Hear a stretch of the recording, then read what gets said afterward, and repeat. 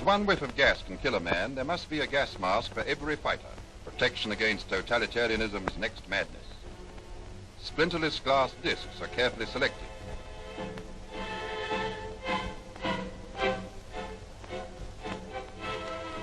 A mask must be 100% airtight.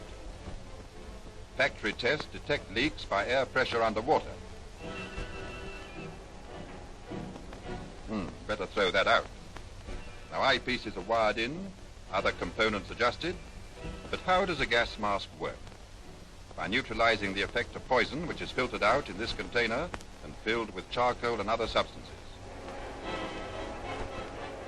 One of war industry's most unusual jobs.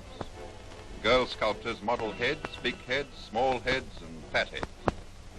On them, the masks are fitted for tests by the automatic breathing apparatus. If for some reason it fails, no harm is done. You can't hurt a numbskull.